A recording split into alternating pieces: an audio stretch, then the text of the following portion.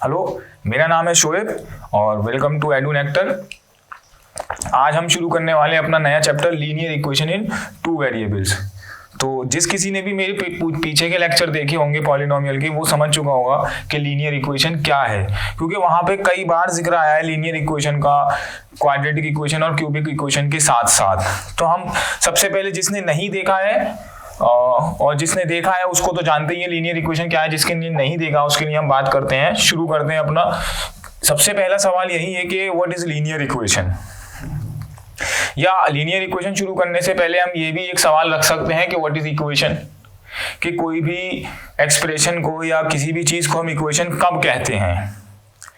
अगर कोई भी एक्सप्रेशन हमारा इस टर्म में है कि उसके अंदर LHS और RHS को बराबर दिखाया गया है, अगर किसी भी एक्सप्रेशन के अंदर LHS और RHS को बराबर दिखाया गया है, सपोज कोई भी एक्सप्रेशन है हमारे पास 3x + 4y, अगर इसको बराबर दिखाया गया है किसी भी नंबर के, किसी भी टर्म के या किसी दूसरे वेरिएबल्स के बराबर दिखाया गया है, तो इसका मतलब क्या होता है कि हमारा जो LHS वाला पार्ट है वो हमारा RHS वाले पार्ट के बराबर है। जब भी कभी आपको कहीं पर भी ऐसा कुछ देखने को मिल जाए कि एक LHS और RHS के पार्ट को एक दूसरे के बराबर दिखाया जा रहा है, उसी को हम बोलते हैं इक्वेशन, उसी को हम बोलते हैं इक्वेशन। लेकिन सवाल ये है कि उस इक्वेशन को लीनियर इक्वेशन कब कहेंगे। तो लीनियर इक्वेशन कहने की बस एक ही कंडीशन है, लीनियर इक्वेशन कहने की सिर्फ और सिर्फ एक ही कंडीशन है, क्या कि इक्वेशन के पास जो हाईएस्ट पावर है वो 1 होनी चाहिए। अगर इक्वेशन के पास हाईएस्ट पावर 1 है तब हम उसको सिंपल लीनियर इक्वेशन कहते हैं। अगर उसके पास हाईएस्ट पावर 2 है तब हम उसको क्वाड्रेटिक इक्वेशन कहते हैं, और अगर उसके पास हाईएस्ट पावर 3 है तब हम उसको क्यूबिक इक्वेशन कहते हैं। ये पीछे हम सारी बातें कर चुके हैं। अब चूंकि टॉपिक का नाम है लीनियर इक्वेशन, तो यहाँ पे वही चीज है क्या कि किसी भी इक्वेशन के अंदर अगर हाईएस्ट पावर आपकी 1 है, किसी भी इक्वेशन के अंदर अगर हाईएस्ट पावर आपकी 1 है, तो ऐसी इक्वेशन को हम लीनियर इक्वेशन कहते हैं। अब लीनियर इक्वेशन है तो उसमें वेरिएबल्स भी होंगे, कोएफिशिएंट्स भी होंगे। हालांकि सभी इक्वेशंस में वेरिएबल्स होते हैं, कोएफिशिएंट होते हैं। मैं लीनियर इक्वेशन की बात कर रहा हूं तो जिसमें वेरिएबल्स भी होंगे, कोएफिशिएंट भी होंगे, कांस्टेंट टर्म भी होंगे। तो अगर वेरिएबल दो तरह के हैं, तो उसे बोलते हैं linear equation in two variables. Variable सिर्फ एक ही तरह का है तो उसे बोलेंगे linear equation in one variable. जैसे कि अगर आप इस एग्जांपल को देखें तो यहाँ पे दो तरह के वेरिएबल हैं, एक आपका x और एक आपका y, और इसमें हाईएस्ट पावर देखते हैं तो x की पावर भी 1 है, y की पावर भी 1 है। वेरिएबल की हाईएस्ट पावर हाँ, मेन चीज ये है कि पावर तो देखते हैं हाईएस्ट पावर 1 है, लेकिन किसकी हाईएस्ट पावर, वेरिएबल की हाईएस्ट पावर। तो अगर वेरिएबल की हाईएस्ट पावर 1 है, यहां पर भी हाईएस्ट पावर 1 है, इसलिए इसे लीनियर इक्वेशन कहा जा रहा है। लेकिन वेरिएबल दो तरह के हैं, इसमें एक x और एक y, तो हम इसको एक खास नाम देते हैं linear equation in two variable. अगर वहीं पे कोई और इक्वेशन ले लेते हैं, सपोज यही सेम इक्वेशन हम ले लें 3x = 7, 3x = 7, जो 4y वाला टर्म है उसे हमने निगलेक्ट कर दिया, हटा दिया अपने क्वेश्चन में से। तो यहां पर क्या हुआ कि वेरिएबल की पावर 1 है, यानी कि हाईएस्ट पावर 1 है। इसका मतलब ये एक लीनियर इक्वेशन है। लीनियर इक्वेशन होने के साथ साथ कितने वेरिएबल की लीनियर इक्वेशन है, ये 1 वेरिएबल की लीनियर इक्वेशन है, क्योंकि यहां पर सिर्फ एक ही वेरिएबल है x। तो इस तरह की इक्वेशन को हम क्या कहते हैं, लीनियर इक्वेशन इन 1 वेरिएबल। और जो इस तरह की इक्वेशन है हमारे पास, इसे हम बोलते हैं लीनियर इक्वेशन इन 2 वेरिएबल। बहुत सारे वेरिएबल्स और भी हो सकते हैं। सपोज कोई इक्वेशन आपके पास है 3x + 4y + 7z = 11, तो ये भी एक लीनियर इक्वेशन ही है, ये भी एक लीनियर इक्वेशन है। क्यों? क्योंकि आप टर्म बाय टर्म देखेंगे इन पे वेरिएबल्स की पावर। पहले टर्म के अंदर वेरिएबल की पावर 1, दूसरे टर्म के अंदर वेरिएबल की पावर 1, तीसरे टर्म में वेरिएबल की पावर 1। वेरिएबल की पावर देख रहे हैं, ये 1, ये 1 और ये 1, ठीक है। तो चलिए, मेरे हिसाब से बात ये है कि मैं ये सोच के चल रहा हूं कि जिसने मेरे पीछे के लेक्चर देखे हैं उनके हिसाब से बात करूं तो उन्हें ये सारी चीजें बहुत आसानी से समझ में आ रही हैं। लेकिन हो सकता है यहाँ पे कुछ नए यूजर्स हों, जो कुछ नए व्यूअर्स हैं जो पहली बार देख रहे हैं, इन्होंने हमारे पीछे के वीडियोस नहीं देखे हैं, तो शायद उनको दिक्कत हो सकती है कि क्या वेरिएबल्स हैं, क्या कोएफिशिएंट्स हैं। तो मैं एक बार बताना चाहूंगा कि पहले उन्हीं को डिस्क्राइब कर देता हूं, ताकि जो हमारे नए व्यूअर्स हैं वो आपको पता चल जाए उन्हें कि भाई हम बात तो कर रहे हैं यहाँ पे इतनी देर से कि वेरिएबल की पावर या कोएफिशिएंट या कांस्टेंट टर्म हो सकता है उनको यही नहीं पता हो कि वेरिएबल क्या है भाई, कोएफिशिएंट क्या है, कांस्टेंट क्या है। तो उनके लिए बात करते हैं। उनके लिए बात करने के वक्त हम देखेंगे कोई भी इक्वेशन, कोई भी एक ऐसा एक्सप्रेशन जो होगा या कोई भी इक्वेशन होगी उसमें तीन तरह की चीजें आपकी आएंगी और वो तीन तरह की चीजें क्या होने वाली हैं। सबसे पहले होने वाला है आपका वेरिएबल्स, उसके बाद होने वाले हैं आपके कोएफिशिएंट्स, उसके बाद होने वाले हैं आपके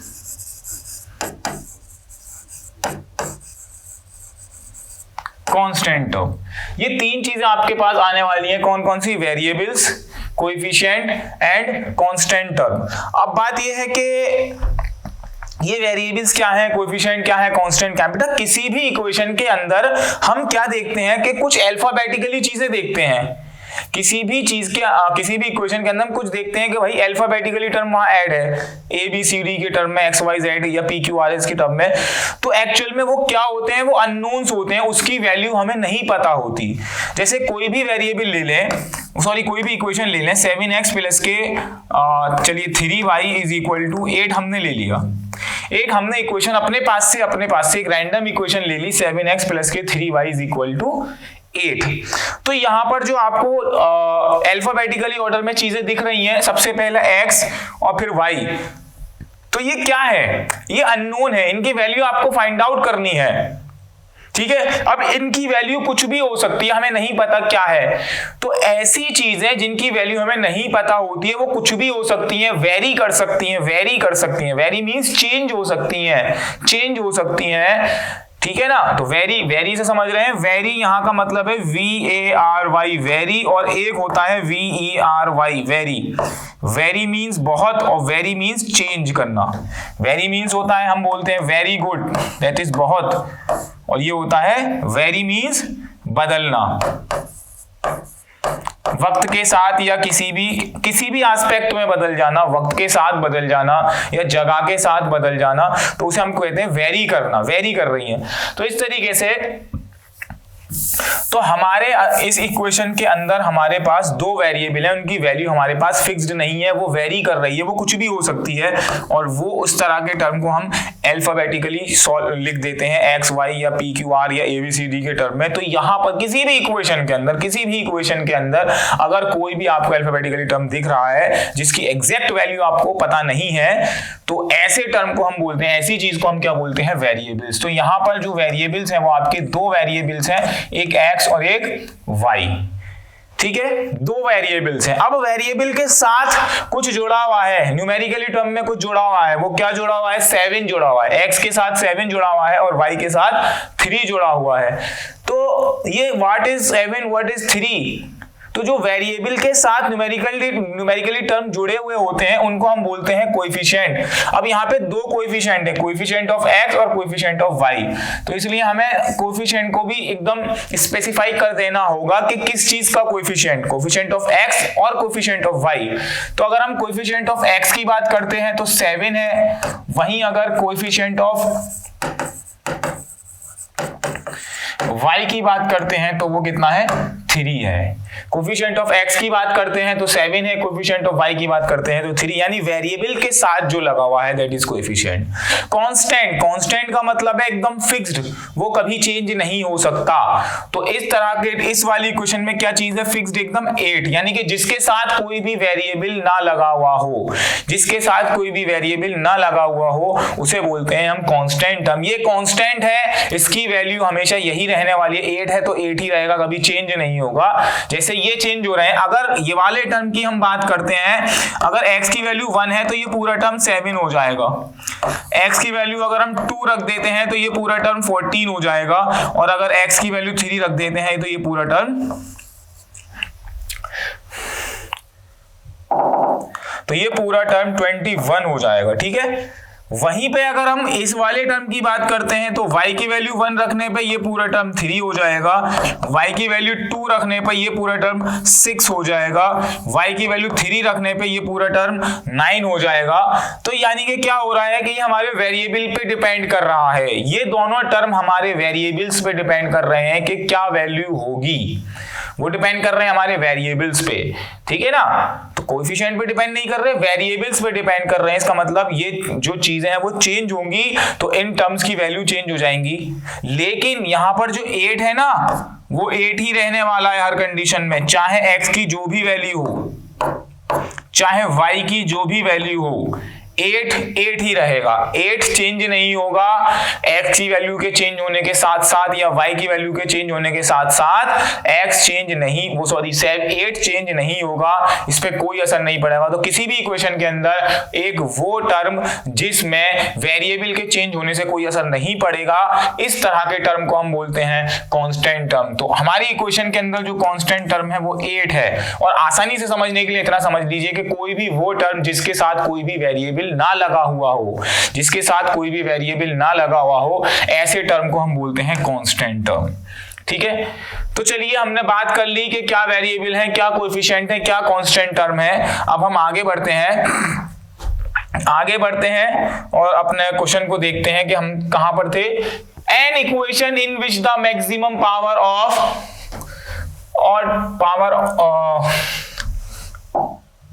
मैक्सिमम पावर ऑफ, ये ऑफ है बेटा, of, okay. An equation in which the maximum power of variable is 1।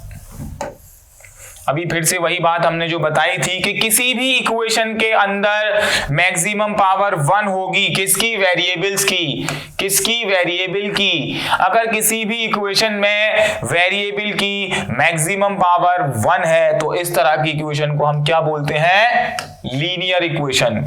वहीं पे थोड़ा सा रिवाइज करवा दूं पीछे की तरफ से, किसी भी इक्वेशन के अंदर अगर वेरिएबल की मैक्सिमम पावर या हाईएस्ट पावर 2 है तो ऐसी इक्वेशन को बोलते हैं quadratic equation, just like this. 3x square plus के 5x प्लस के 7 इज इक्वल टू 0।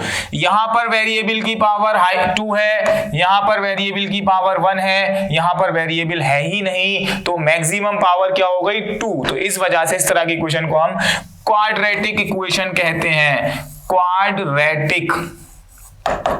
अगर वहीं पे आपके पास कोई एक और इक्वेशन है, कुछ इस तरह से देखने को मिल रहा है आपके इक्वेशन को, तो यहां पर देखेंगे पहले वेरिएबल की पावर 3, दूसरे टर्म में वेरिएबल की पावर 2, तीसरे टर्म में वेरिएबल की पावर 1 और चौथे टर्म में वेरिएबल है ही नहीं, तो हाईएस्ट पावर जो वेरिएबल की है वो 3 गई है, यानी कि क्यूबिक है। तो इस तरह की इक्वेशन को हम बोलते हैं क्यूबिक इक्वेशन।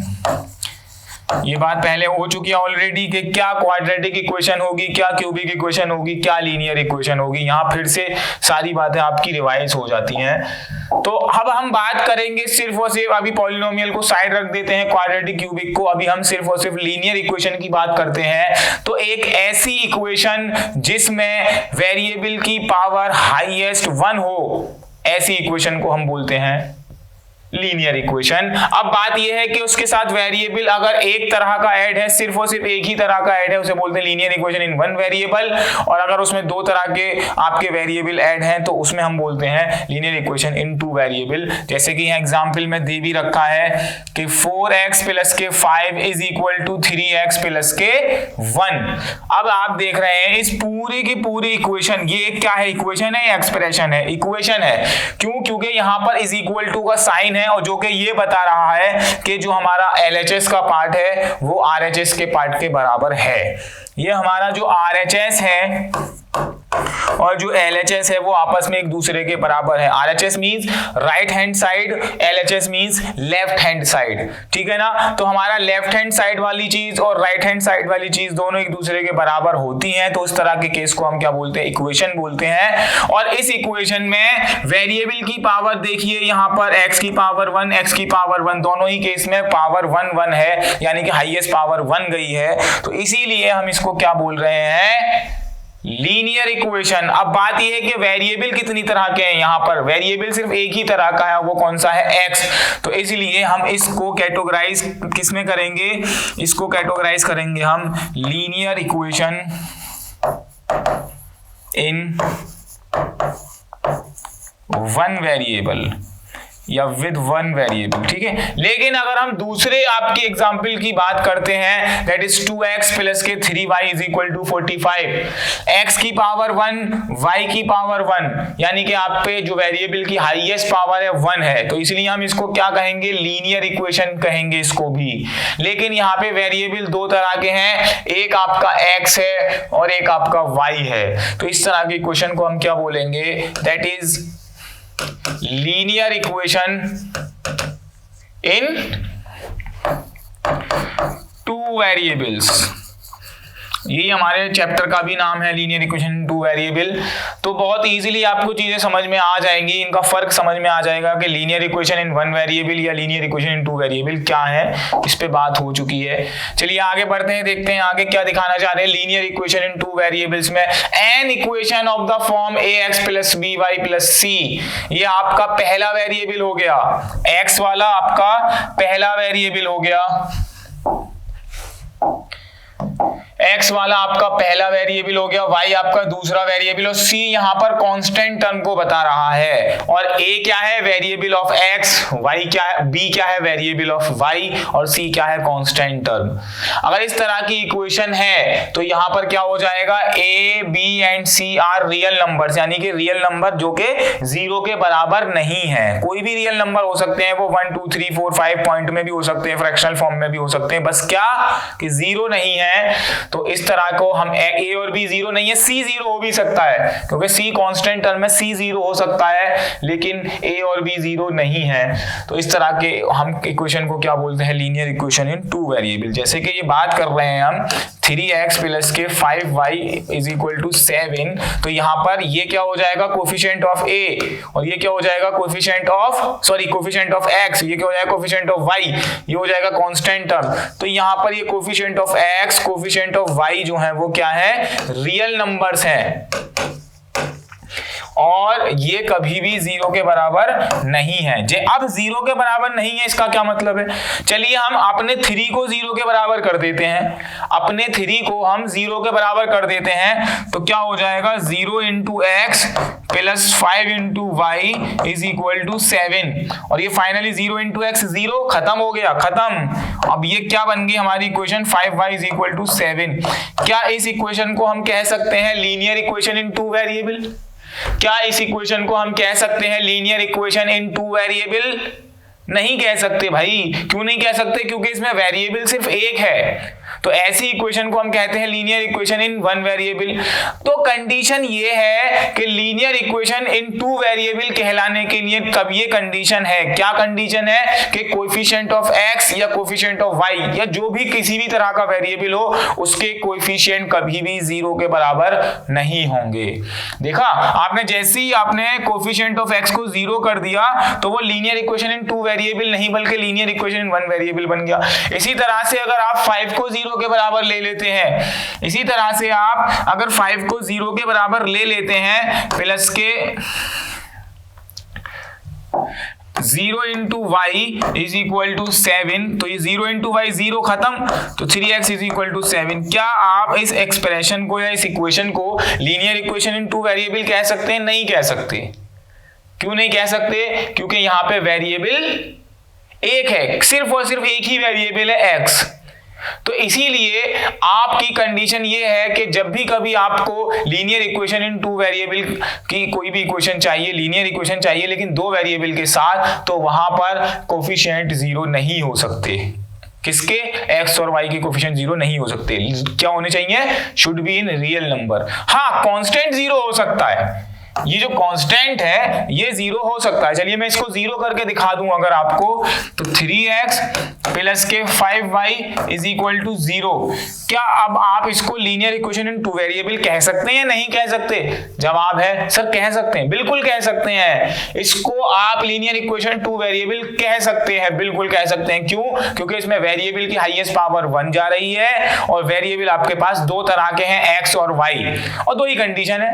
कंडीशन भी दो ही है कि वेरिएबल की हाईएस्ट पावर 1 होनी चाहिए और दो तरह के वेरिएबल होने चाहिए, बस ये दो कंडीशन है और ये दोनों ही कंडीशन को फुलफिल कर रहा है। तो इसका मतलब हमें एक बात तो अच्छे से समझ में आ गई कि भैया हमारे कोएफिशिएंट 0 नहीं होने चाहिए, कांस्टेंट टर्म 0 हो सकता है। कोएफिशिएंट 0 नहीं होने चाहिए, कांस्टेंट 0 हो सकता है, यानी कि हमारे कोएफिशिएंट 0 नहीं होने चाहिए मगर हाँ कांस्टेंट 0 हो सकता है। और x और y क्या है? हमारे वेरिएबल्स हैं, ये तो खैर पता ही हमें x और y वेरिएबल्स हैं। तो इस तरह का एक इकट्ठा होके कोई ग्रुप बन जाए, इस तरह का कोई इकट्ठा होके एक ग्रुप बन जाए जिसमें वेरिएबल्स हो, वेरिएबल के कोएफिशिएंट 0 ना हो और दो तरह के वेरिएबल हो, तो इस तरह के ग्रुप को हम क्या बोलते हैं? Linear equation in two variable. और खास बात ये कि उन वेरिएबल्स की पावर हमारी हाईएस्ट पावर 1 होनी चाहिए, 1 से ज्यादा नहीं होनी चाहिए। तो इस तरह के ग्रुप को हम कहते हैं linear equation in two variables. कुछ एग्जांपल्स यहां पर हैं, इन्होंने एग्जांपल सेट किए हुए हैं, जैसे कि x प्लस के 2y इज इक्वल टू 3। यहां पे देखो क्या भाई ये एक लीनियर इक्वेशन है? यस लीनियर इक्वेशन है। क्यों लीनियर इक्वेशन है? क्योंकि यहाँ पे हाईएस्ट पावर x और y दोनों की 1 1 है और साथ ही साथ इसमें दो तरह के वेरिएबल हैं, तो इसलिए हम इसको क्या कहेंगे? Linear equation in two variables. Second case देखते हैं, तो यस ये भी एक linear equation in two variable है। क्यों? क्योंकि x की पावर भी 1 है, y की पावर भी 1 है, यानी कि हाईएस्ट पावर तो 1 है। और दूसरी चीज क्या देखते हैं? क्या दो तरह के वेरिएबल हैं? यस दो तरह के वेरिएबल हैं, x और y, तो इसलिए हम इसे भी हम क्या कहेंगे? Linear equation in two variables. तीसरा जो सवाल है, तीसरा जो एक्सप्रेशन है, तो उसमें कुछ बच्चे शायद कह दें कि ये लीनियर इक्वेशन नहीं है या लीनियर, चलिए क्यों? क्योंकि वो क्या देखेंगे कि पावर जो है वो 2 की देख रहे हैं। इसको हम अंडर रूट 2 को क्या लिख सकते हैं? 2 की पावर हाफ x माइनस 3 की power half y minus 9 is equal to 0। और हमारी कंडीशन बस इतनी है कि वेरिएबल की पावर हाईएस्ट 1 होनी चाहिए, 1 होनी चाहिए, ठीक है। तो हम वेरिएबल की पावर अभी भी 1 है, यहां पर भी 1 है, कोएफिशिएंट की पावर हाफ, यहां पे भी कोएफिशिएंट की पावर हाफ, तो हमें कोएफिशिएंट की पावर से कोई मतलब ही नहीं है, हमें कोएफिशिएंट की पावर से मतलब नहीं है, हमें सिर्फ और सिर्फ वेरिएबल की पावर देखनी है। अगर वेरिएबल की पावर हाईएस्ट पावर 1 है तो लीनियर कहलाएगा, हाईएस्ट पावर 2 है तो क्वाड्रेटिक कहलाएगा, हाईएस्ट पावर अगर 3 है तो क्यूबिक कहलाएगा। तो यहां पर आपकी देख रहे हैं वेरिएबल की पावर 1 और 1 दोनों ही वेरिएबल्स की पावर जो है वो हाईएस्ट 1 जा रही है, तो इसका मतलब ये लीनियर इक्वेशन है। और दो तरह के वेरिएबल है x और y, इसलिए हम इसे क्या कहेंगे? Linear equation in two variables. तो मेरे हिसाब से आपके समझ में आ गया होगा कि लीनियर इक्वेशन किसे कहते हैं और वेरिएबल्स का क्या चक्कर है, कब हम उसे linear equation in one variable कहेंगे और कब हम उसको linear equation in two variable कहेंगे। चलिए तो ये क्वेश्चन आया है क्या? Write each of the following equations in the form of ax plus by plus c is equal to 0 and indicate the value of a b c in each case. बहुत आसान question है, आपको अपनी equation को represent करना है, किस form में रिप्रेजेंट करना है? सिर्फ और सिर्फ ax plus by plus c is equal to 0, यानी कि आपकी सारी चीजें variables, coefficient, constant term is equal to के LHS पे रहेंगे, यानी कि लेफ्ट हैंड साइड पे रहेंगे और RHS पे सिर्फ और सिर्फ 0 रहेगा, RHS पे सिर्फ और सिर्फ 0 रहेगा। और साथ ही साथ आपको इनकी वैल्यूज भी इंडिकेट करनी है कि A की क्या वैल्यू है, B की क्या वैल्यू है और C की क्या वैल्यू है, हर अलग अलग अलग अलग केस के अंदर। चलिए तो हम पहला केस ले लेते हैं। तो पहला केस जब आप लेते हैं तो आपके पास क्या है? ये 3x प्लस के 2y इज इक्वल टू 2.5। तो बस क्या है, हमें इसमें यही काम करना है कि सारी चीजें अपनी LHS पे उठा के लेके आनी है। तो ये हो जाएगा 3x प्लस के 2y। अब ये प्लस के 2.5 इज इक्वल टू के RHS पर है, राइट हैंड साइड पर है। हम इसको LHS पर लेकर आएंगे तो साइन क्या हो जाएगा, साइन। ये बात आपको पता होगी कि जब भी कभी हम ट्रांसपोज करते हैं LHS से RHS की तरफ जाते हैं या RHS से LHS की तरफ आते हैं तो साइन चेंज हो जाते हैं, प्लस से माइनस या माइनस से प्लस। मल्टीप्लाई हो रहा होता है तो डिवाइड हो जाता है, और अगर डिवाइड हो रहा होता है तो मल्टीप्लाई हो जाता है। ये बात सबको पता है, ठीक है। तो इस तरीके से जो प्लस का 2.5 था वो इधर आते आते माइनस के 2.5 बन गया।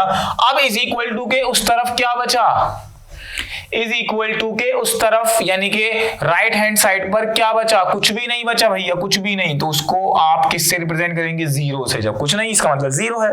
अब आप देखिए क्या ये वही फॉर्म आ गई जिसपे हमसे कहा जा रहा है ax plus by plus c।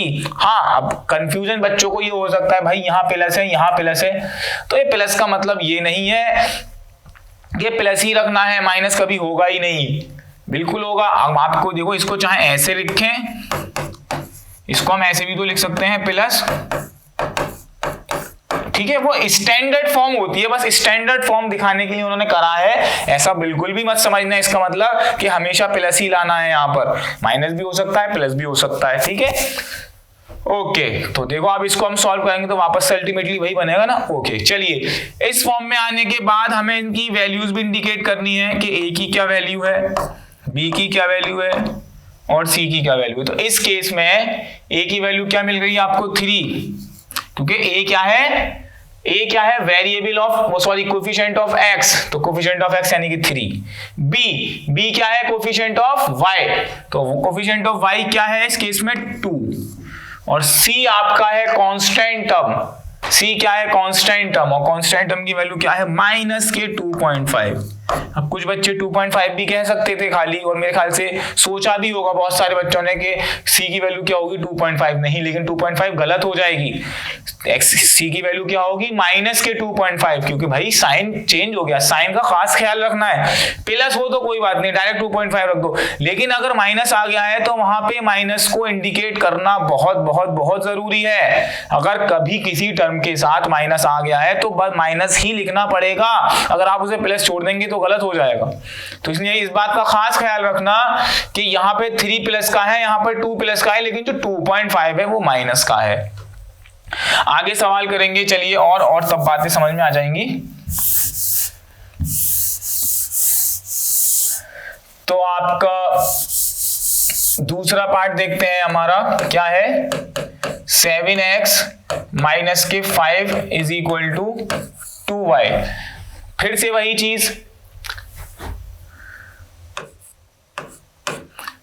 चीज क्या कि कुछ पार्ट आपका इक्वेशन के LHS पर है, कुछ RHS पर है, तो हम सबको एक साथ उठा के लेके आएंगे तो क्या बन जाएगा ये 7x माइनस के 5 माइनस के 2y इज इक्वल टू, उधर क्या बच रहा है 0, क्योंकि प्लस का 2y है ना, इधर आते माइनस का 2y। लेकिन ये फॉर्म स्टैंडर्ड फॉर्म में नहीं है, हमें क्या चाहिए, पहला टर्म x वाला, दूसरा टर्म y वाला और तीसरा टर्म कांस्टेंट। यहां पर क्या हो रहा है, पहला टर्म x वाला है, दूसरा टर्म कांस्टेंट है, तीसरा टर्म y वाला है। तो हम इसको, कोई बड़ी बात नहीं है, बस रीअरेंज कर लेते हैं इनकी पोजीशंस को, तो वो कुछ इस तरीके से आ जाएंगी। क्या 7x माइनस के 2y माइनस के 5, ठीक है, ये स्टैंडर्ड फॉर्म आ गई। अब यहाँ पे आप a की वैल्यू देखेंगे यानी कि कोफिशिएंट ऑफ x 7, b की वैल्यू देखेंगे यानी कोफिशिएंट ऑफ y यानी कि माइनस के 2, क्योंकि माइनस आ गया ना यहाँ, और c की वैल्यू आप देखेंगे माइनस के 5। क्लियर। चलिए थर्ड केस देखते हैं। थर्ड केस आपका क्या है, x is equal to 2y, तो यहां पर भी इज इक्वल टू के दोनों तरफ कुछ ना कुछ है, तो हम इसको लिख सकते हैं x माइनस के 2y, और उधर क्या बचेगा 0, ये प्लस का 2y इधर आके माइनस के 2y हो गया। अब आपको इंडिकेट भी करनी है वैल्यूज, तो वो क्या हो जाएगी, a की वैल्यू यानी कि कोफिशिएंट ऑफ x 1, b की value coefficient of y minus के 2, c यानी कि कांस्टेंट टर्म, और कांस्टेंट टर्म या कुछ है ही नहीं, यहाँ पे कांस्टेंट टर्म कुछ भी नहीं है, इसलिए हम इसको c की वैल्यू क्या दिखाएंगे 0, कुछ है ही नहीं। चलिए फोर्थ पार्ट देखते हैं। तो फोर्थ पार्ट है हमारा 2y माइनस के 3, 2y माइनस के 3 is equal to under root 2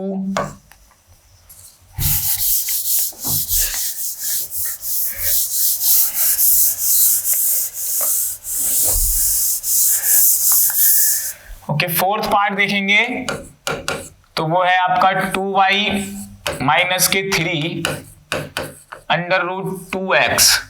अब फिर से वही चीज है कि इज इक्वल टू के दोनों तरफ चीजें हैं, तो हम इसको कर सकते हैं 2y minus 3 minus under root 2x is equal to, उधर क्या बचेगा 0।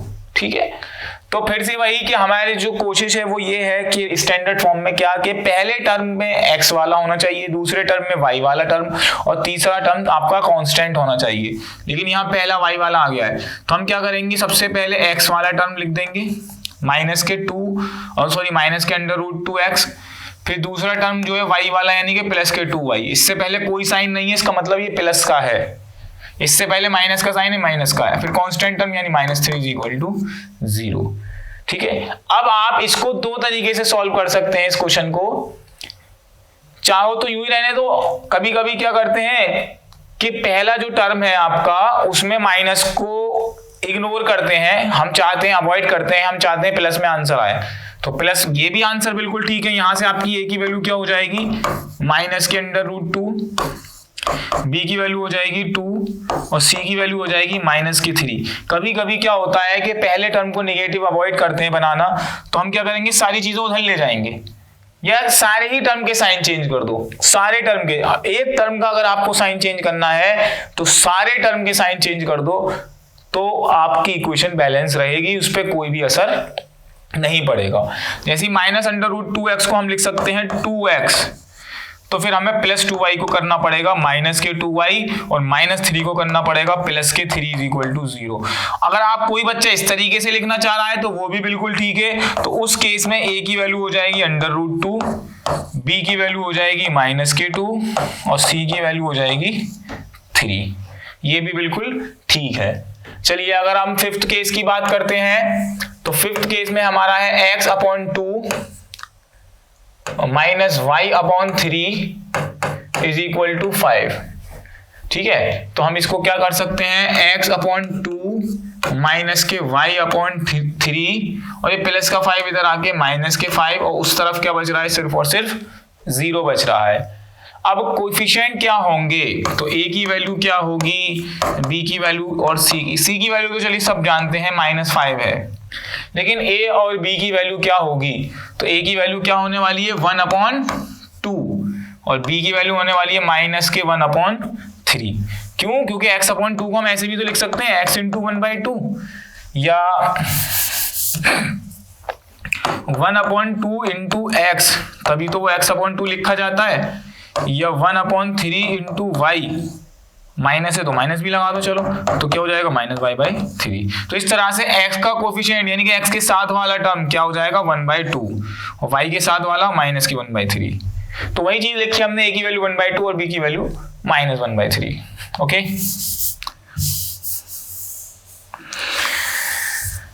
c की वैल्यू 3 हो जाएगी यहाँ से। चलिए ठीक है, तो इस तरीके से हमारे ये सारे पार्ट हो गए। आगे बढ़ते हैं, कुछ भी नहीं, बहुत आसान था, स्टैंडर्ड फॉर्म बना के उसमें ABCD को इंडिकेट करना था। अब अगला एक क्वेश्चन की फॉर्म में हमारा आंसर आया है क्वेश्चन के, in a one day international cricket match between India and Australia played in Mumbai, Kohli and Rahane scored 198 runs, expression the information in the form of an expression. कोई हमारा वनडे का मैच चल रहा है, हमारी इंडिया का मैच चल रहा है, किससे, ऑस्ट्रेलिया से हमारा मैच चल रहा है, हमारा मैच ऑस्ट्रेलिया से चल रहा है और हमारे दो बल्लेबाज हमारे दो बल्लेबाज पिच पर हैं। कौन कौन साहब पिच पर हैं, वो कोहली साहब और रहाणे साहब पिच पर हैं और दोनों ने अभी तक कितने रन की साझेदारी कर ली, 198 रन की, 198 रन की उन्होंने साझेदारी कर ली है। दोनों ने जो स्कोर खड़ा किया है वो 198 रन का बहुत अच्छा स्कोर खड़ा कर रखा है। तो इस पूरी इंफॉर्मेशन को क्या करें, इस पूरी इंफॉर्मेशन को आपको एक इक्वेशन के टर्म में दिखाना, express the information in the form of an expression. तो अब हमें नहीं पता कि कोहली ने कितने रन बनाए, हमें नहीं पता कि रहाणे ने कितने रन बनाए, हमें पता है तो सिर्फ इतना पता है कि इन दोनों ने मिलकर 198 रन का स्कोर खड़ा किया है। तो इस तरह के क्वेश्चन को जब भी कभी हम एक्सप्रेशन की फॉर्म में लिखना चाहेंगे तो हम अपने पास से अज्यूम कर लेंगे, let us assume that runs made by Kohli be x. अब हमें नहीं पता कोहली ने कितने रन बनाए, हमने मान लिया कि उसने कोई एक्स रन बनाए, एक्स, ठीक है, ओके। इसी तरीके से and runs made by Rahane be y, और रहाने साहब ने कितने रन बनाए, उन्होंने वाई रन बनाए। तो इस तरीके से हम इसको ऐसे भी तो लिख सकते हैं भाई, x plus y is equal to 198, x plus y is equal to 198। तो हमने पूरी एक्सप्रेशन को कुछ इंफॉर्मेशन के साथ हमने लिख दिया, कुछ एक्सप्रेशन के साथ हमने लिख दिया। क्या हमें नहीं पता कि रहाने ने कितने रन बनाए, हमें नहीं पता कोहली ने कितने रन बनाए, हमने अपने पास से अज्यूम कर लिया कि हमने ये मान लिया कि कोहली ने x रन बनाए हैं और रहाने ने y रन बनाए हैं। तो x और y दोनों का सम होने के बाद कितना बनेगा, 198 तो बनेगा। Compared in Australia Kohli and Rahane scored 198 runs, ठीक है ना। तो दोनों के मिलकर कितने रन बनेंगे, 198। तो हमने इस पूरी इंफॉर्मेशन को एक एक्सप्रेशन के थ्रू उतार दिया, क्या, x plus y is equal to 190। तो इस तरीके से आपकी इक्वेशन सेट होती हैं। बस आपको एक बहुत बड़ा एक वर्ड प्रॉब्लम के तौर पे एक क्वेश्चन दे दिया जाता है, उसमें बहुत सारी इंफॉर्मेशन दे रखी होती है जो हमें जरूरी हमारे काम की होती है, और इस इक्वेशन उस इंफॉर्मेशन के थ्रू हमें क्या करना होता है, मेनली इक्वेशंस बनानी होती है। इक्वेशंस के क्या इक्वेशन बनने वाली है, आगे बहुत सारे क्वेश्चन आएंगे कि हमारे यही इसी तरह के इंफॉर्मेशन बेस्ड क्वेश्चन आएंगे कि इंफॉर्मेशन वहां से कलेक्ट करो और अपनी इक्वेशन बना दो। तो बहुत आसान क्वेश्चन था, खैर ये वाला तो अभी तो बिल्कुल शुरुआत हो रही है, इसलिए आसान क्वेश्चन आ रहे हैं।